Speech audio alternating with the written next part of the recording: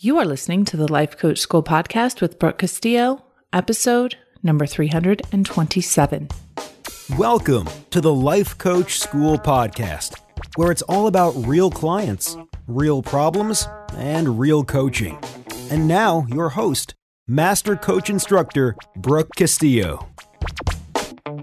Hey, before we get started today, I wanted to let you know that at the end of this podcast, there's a little clip teaser of my podcast that I did with Todd Herman, one of my very good friends. I actually consider him a brother. And we did an entire discussion, private podcast together that's about an hour long that you can find in Scholars. If you're already in Scholars, it will show up in your private podcast feed. If you're not in Scholars yet, you can join and go to the private podcast. Make sure you're subscribed to it so you get all of these chats that I had with my friends. We have many of them recorded that we're going to be sharing with you. But in the meantime, enjoy a clip of me and Todd at the end of this podcast. Enjoy. Well, hello, my friends.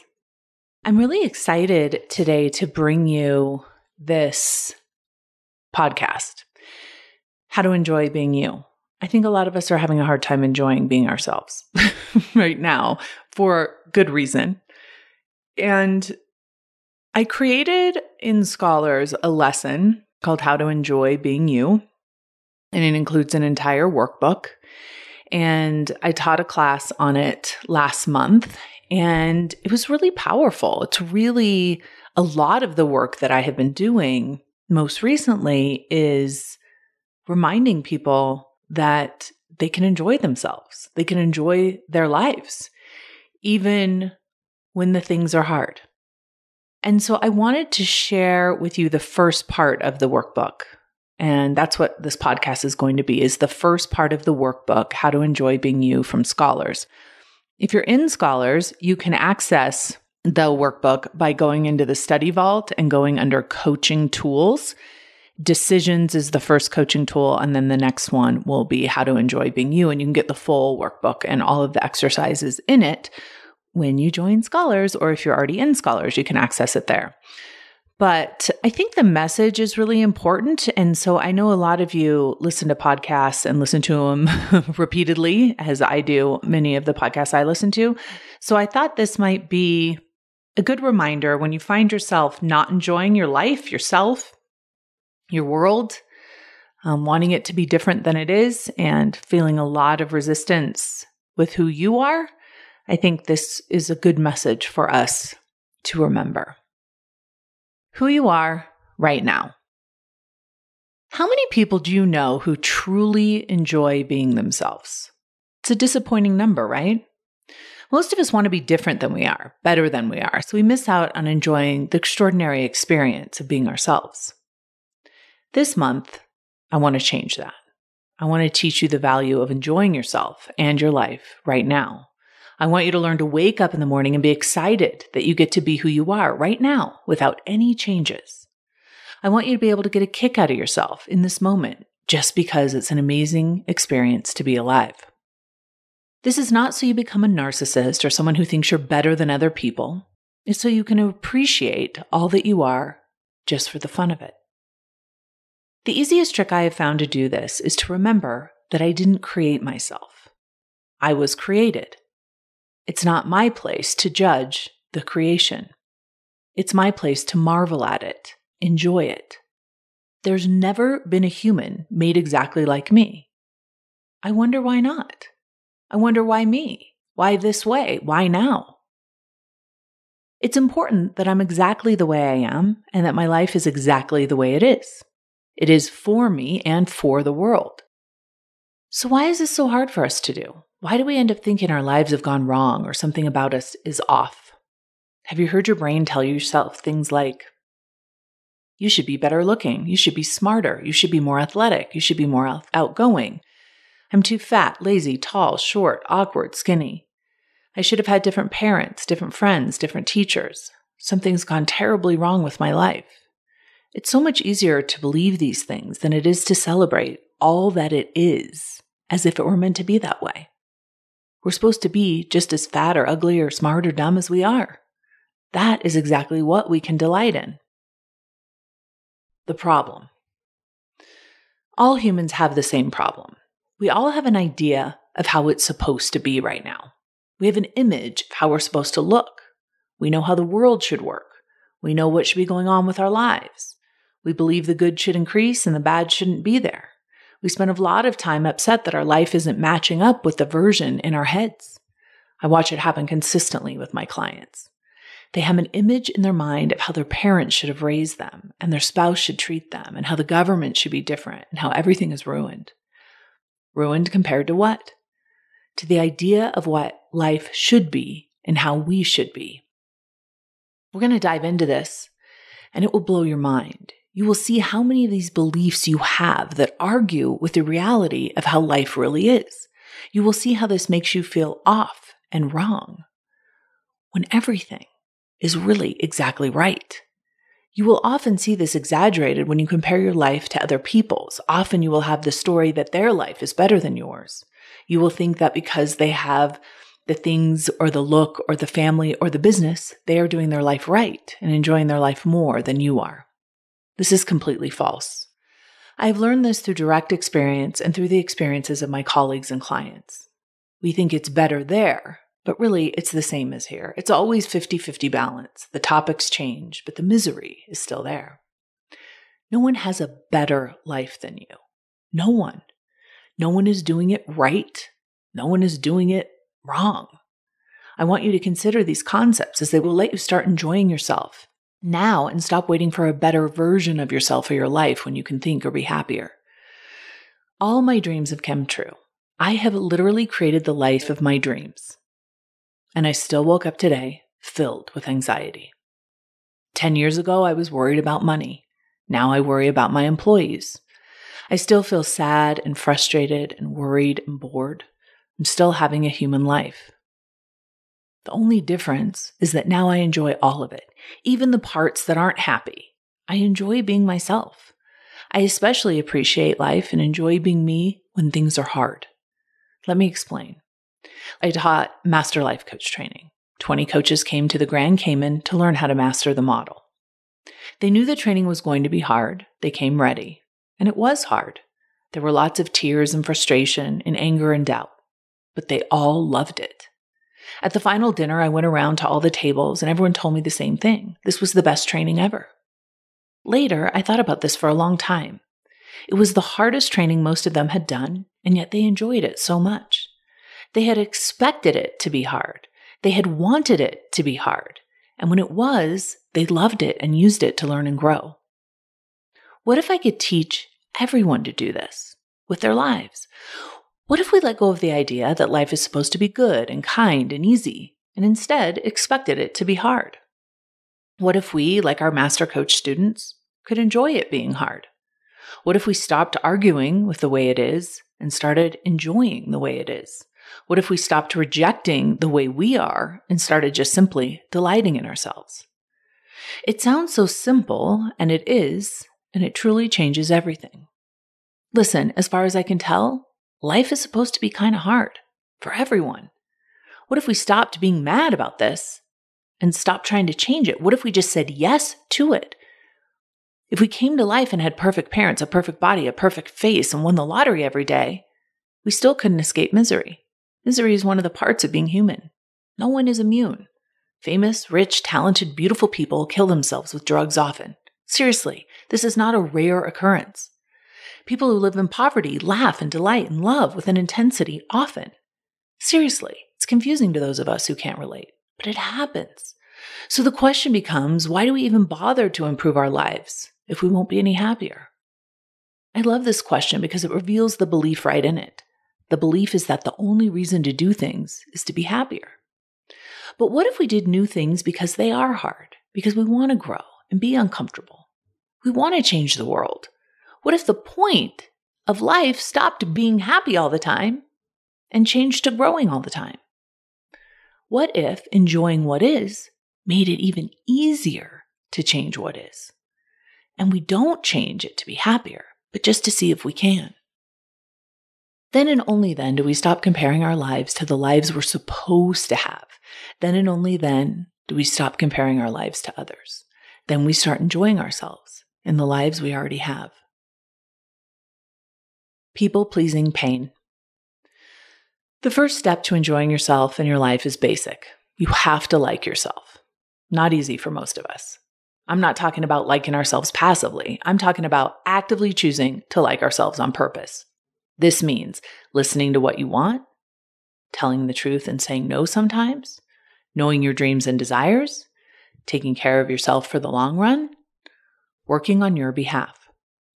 You will know if you aren't liking yourself properly if you have a lot of people-pleasing pain.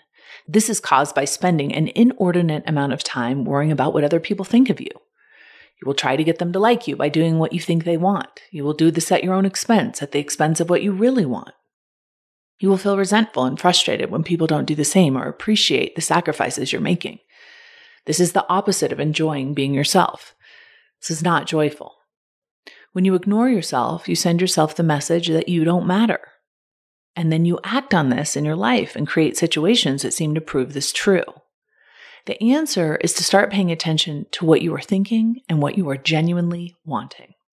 Often my clients will be afraid if they only pay attention to what they want, they will be selfish. But the truth is, as humans, we have an intrinsic desire to give. When we pay attention and give to ourselves first, we increase our capacity to give from the heart, and not in an attempt to get people to like us. One of the first steps we take to pay closer attention is to make amends to ourselves. If we have been disliking ourselves and people-pleasing, we have most likely done some pretty cringy things we would rather ignore. Part of the process is to bring those things to the surface and then let them go. We will do this completely this month. The other part will be learning the process of letting others think what they want to think about you.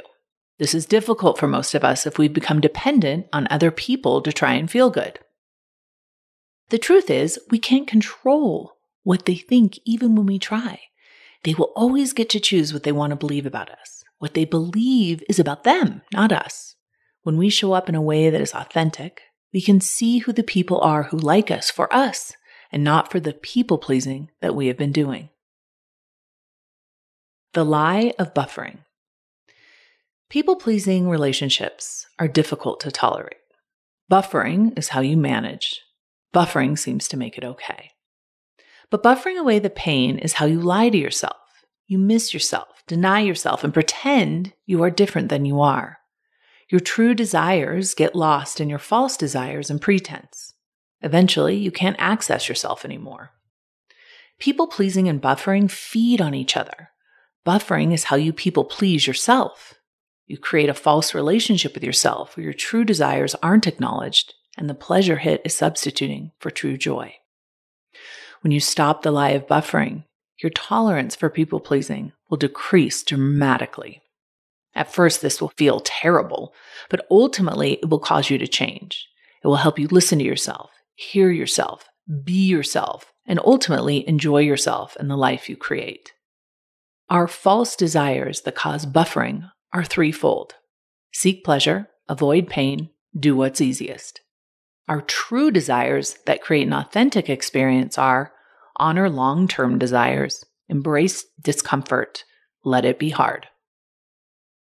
This doesn't mean we beat the heck out of ourselves and wear ourselves out or force success. I see too many type A people calling this type of activity enjoying life, and it is the opposite. True power is created by listening and caring for yourself, using power, not force, to do the hard things that are our true desires. It's having your own back when it seems difficult. We don't get stronger by doing the easy thing. Unfortunately, our brain is programmed to do the easy thing for survival. Our brains are wired to survive, not thrive. We buffer and people please because our brains are literally wired to do this, not because anything is wrong with us. We have to consciously move out of survival mode and into thriving if we truly want to enjoy the experience of being alive. We need to embrace seeking discomfort in order to make all of our dreams come true. I am having a great time with my life. I truly enjoy myself. This includes all the cringy things I've done in the past, the mistakes I continue to make, and the people I sometimes disappoint. I have found that the only true way to enjoy being myself is to actually be myself. the 50-50 that is me. I embrace all of it. I let it be hard. I know the challenges are the point, and not that something has gone wrong. This is what makes life amazing. Enjoying the human who I am. Try this. Trust me. So here's my thing. I want to learn from you around this because you do have a lot of friends. I feel like because I'm an introvert, I have a few very close friends. So like, yeah, my best friend I talk to every day, usually for about an hour. Like my really close friends, we have very intense relationships. We see each other a lot. But now that my kids have gone away to college, they're unfortunately here now because of COVID, but they're going to go back to college. Let's say it. Let's all say it together. They're going to go back to college. It is going to be okay. And I feel like the rest of my life is out in front of me without like this family life, where is how I met people and how that was kind of where I build relationships. Right. And so now I'm kind of like, 47 years old trying to figure out, okay, how do you make friends? I just bought this place in Austin. I'm like, how do you get introduced to people, especially as an introvert? And so I've been like really motivated to learn the skill. And I think it is a skill of friendship and not be a weirdo. Sure. Can you tell me how to do that? I don't know if I have the best model for how to do that. Are you a weirdo? Yeah, well, I'm just so much I just boss people around because I'm perfect. So a perfect example of this is because you and I were talking now, most people who like know of me know that, big part of, who I am is the fact that we live in New York City. I've been there for 13 years. I mean, I'm a farm and ranch kid. That was the place I always wanted to get to, and finally kind of realized that lifelong dream. And I'm a New Yorker. It's a part of my identity. Now, based on the current situation though, the last place that is a good place to be when you've got 3 little ones like we do is New York City. Plus, we were some of the first people in New York to get the coronavirus. So we went through it early on, and keeping 3 little kids that we have all locked up inside of an apartment building is just not a cool place to make that happen. Right. So I reached out to one of my closest friends, Gary, and he's in Eden, Utah, which is this like beautiful, majestic area, lake in the mountains of Utah. And I said, hey, don't answer right away, because this is a big commitment on your side of things, or big something to say yes to. But I said, I'd like to get my kids into nature because I think this is going to last longer. And I'm not ready to go buy a place in the suburbs or something like that yet, because I just don't want to make a rash decision like that. I have a very methodical decision-making process that I kind of use with stuff. But, you've got a big place, you've got a lot of acres. Would you consider, and he wouldn't even let the words get out of my mouth. And he's like, absolutely. And I'm like, no. Take Would your time. you consider our family of 5 coming and live? Is he single? He's a single guy. Oh my God. Yeah. You have good friends. I would never let a friend do that. Large. Yeah. Well, he wasn't going to be able to say no anyway. Even though I was saying those words, I was going to be like, in the end, you're 100% saying yes. So, my point about that is though, that most of the time I have a fundamental belief about most human beings that human beings hate decisions. No, right? You know this, right? I mean, look at the work that you do. Human beings hate decisions. So knowing that to be true about most people, I'm going to make their decision for them. And so that's how I just boss my way. Out of a kindness. 100%. Yeah, like 100%. It is, I know what's good for you. I know you well. And so I love this. I'm going to take this decision off your plate, and you're coming over to our place for a barbecue on Saturday. Cancel whatever you've got going on, because that's not going to be as enjoyable. I love this. Yeah. I think I could do that. You can 100% do that. I've seen how you operate, Brooke. You can 100% do that. And again, the other side of it is most people are leading fairly boring lives. And, you've got an above average personality. Let's just say that. People are going to enjoy some time around you. Give it 60 minutes and maybe it'll start to dissipate. But no, so, that's just my approach is I love human behavior. This is why we both do what we do. Yeah. And I just take that approach to life. It's like, most people don't like decisions. So I'm just going to help people make decisions. Honestly, that is part of my framework. Hey, if you enjoy listening to this podcast, you have to come check out Self-Coaching Scholars. It's my monthly coaching program where we take all this material and we apply it. We take it to the next level and we study it. Join me over at thelifecoachschool.com/join. Make sure you type in the lifecoachschool.com/join. I'd love to have you join me in Self-Coaching Scholars. See you there.